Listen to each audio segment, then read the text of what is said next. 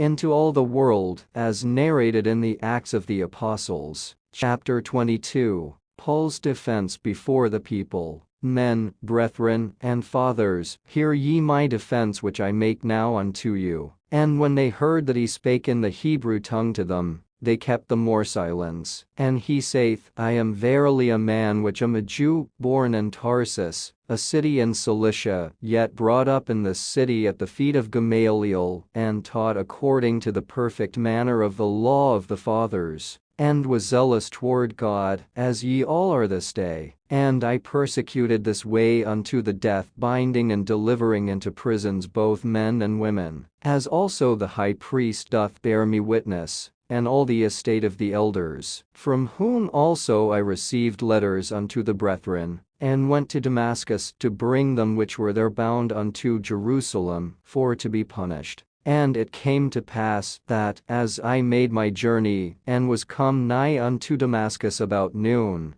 suddenly there shone from heaven a great light round about me, and I fell unto the ground, and heard a voice saying unto me, Saul, Saul, why persecutest thou me? And I answered, Who art thou, Lord? And he said unto me, I am Jesus of Nazareth, whom thou persecutest. And they that were with me saw indeed the light, and were afraid, but they heard not the voice of him that spake to me. And I said, What shall I do, Lord? And the Lord said unto me, Arise, and go into Damascus, and there it shall be told thee of all things which are appointed for thee to do. And when I could not see for the glory of that light, being led by the hand of them that were with me, I came into Damascus. And one Ananias, a devout man according to the law, having a good report of all the Jews which dwelt there, came unto me, and stood, and said unto me, Brother Saul, receive thy sight. And the same hour I looked up upon him. And he said, The God of our fathers hath chosen thee, that thou shouldest know his will, and see that just one, and shouldest hear the voice of his mouth. For thou shalt be his witness unto all men of what thou hast seen and heard. And now why tarriest thou? Arise, and be baptized, and wash away thy sins, calling on the name of the Lord. And it came to pass, that, when I was come again to Jerusalem, even while I prayed in the temple, I was in a trance, and saw him saying unto me, Make haste, and get thee quickly out of Jerusalem, for they will not receive thy testimony concerning me.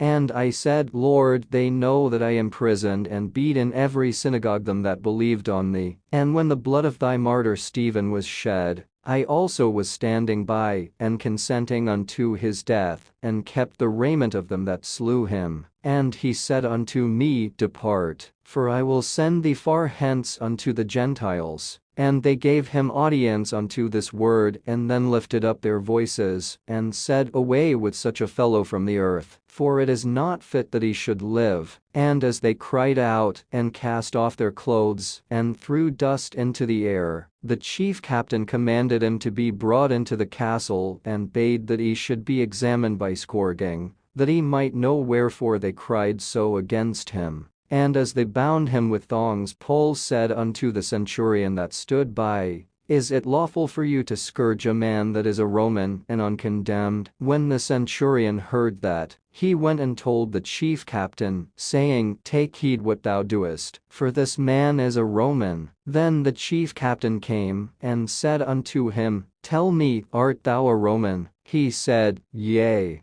And the chief captain answered, With a great sum obtained I this freedom. And Paul said, But I was free-born. Then straightway they departed from him which should have examined him. And the chief captain also was afraid, after he knew that he was a Roman, and because he had bound him. On the morrow, because he would have known the certainty wherefore he was accused of the Jews, he loosed him from his bands, and commanded the chief priests and all their council to appear, and brought Paul down, and set him before them.